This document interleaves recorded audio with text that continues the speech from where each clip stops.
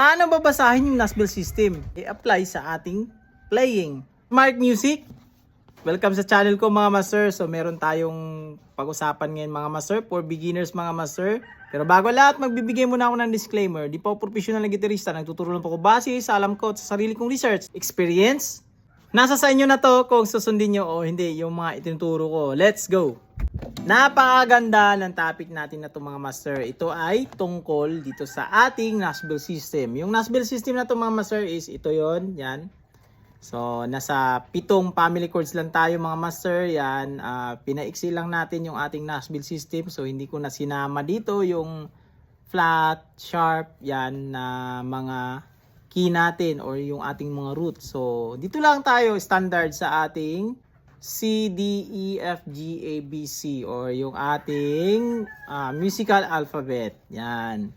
Ito yung Nasbel system kasi mga master. Pag naintindihan mo to mga master is hindi ka na mawawala kung paano ang tinatawag na mag-transpose ng isang key to low key to higher key or higher key to low key. Yan ang ibig kong sabihin mga master. Ito yon yung Nasbel system natin mga master. Pag titignan mo ito, meron tong mga Roman numeral sa taas.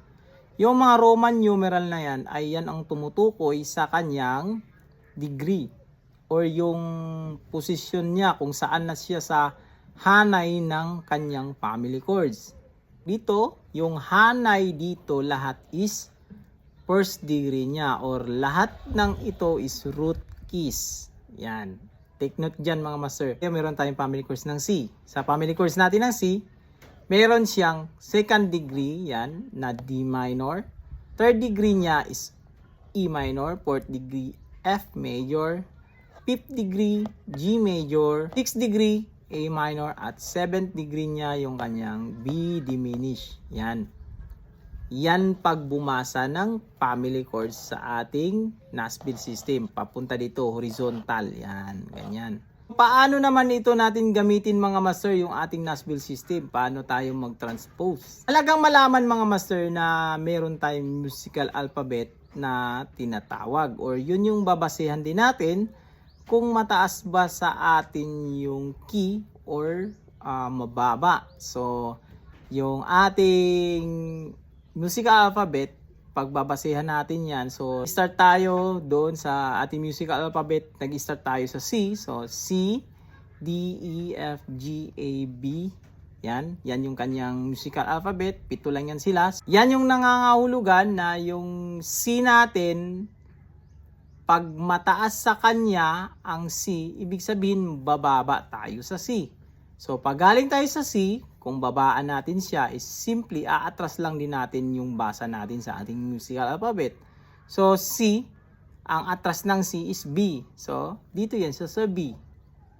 Or ganito naman, kung mababa sa kanya yung C, tataasan niya. So dito siya sa D. Ganun siya mga master pagbasa niyan. At paano natin gamitin ito? I-apply yung ating Nasbel system. Example mga master, meron tayong kanta yung Kay Buti-Buti Mo Panginoon. So, familiar na sa atin yung kanta na yan. Meron tayong key of G. Kay Buti-Buti Mo Panginoon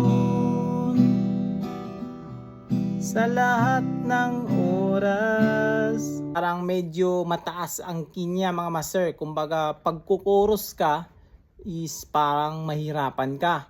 Ngayon, dahil yung chords natin na yan na G, E minor, C, D, ang titignan natin dyan is babaan natin siya. So, from G, bababa tayo. So, titignan lang natin yung ating musical alphabet. So, yung nauna sa G is F. So, mapupunta na yan sa F, yung ating root. So, lilipat tayo ng root. G, papunta tayo ng F.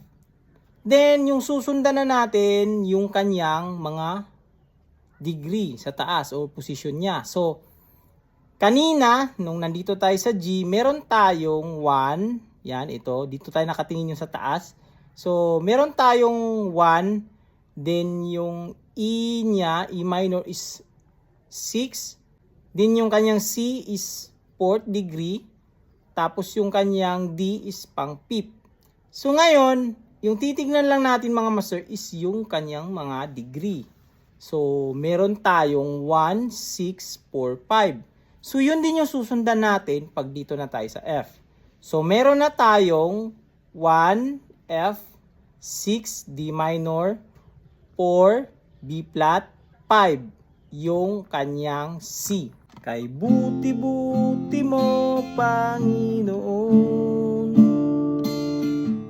sa lahat ng oras. Yan, medyo mababa na sa akin mga master at komportable na ako sa tunog.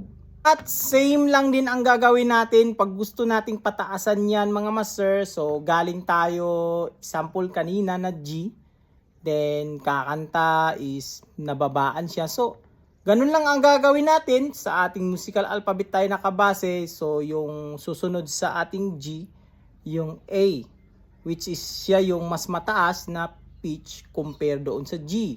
So, titignan na natin ulit yung ating mga degree na tatanda lang natin yung kanina, yung 1, 6, 4, 5. So, titignan na natin yung ating A, nandito siya. So, meron siyang 1, A, 6, F sharp minor, 4, D major, 5, E major. So, ganito na siya mga master. Puti-puti mo, Panginoon,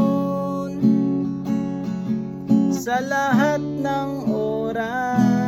Yan, mataas sa akin mga master. So, ganun lang siya mga master. Napakadali lang siyang unawain yung Nashville system mga master. Dito ako natuto mga master. Simula nung nalaman ko yung Nashville system mga master, nagkakaroon na ng parang nabubuksan na yung part doon na minsan nahihirapan ako pag sample, meron kaming song leader, sabihin niya, taasan mo. So, nahirapan ako doon.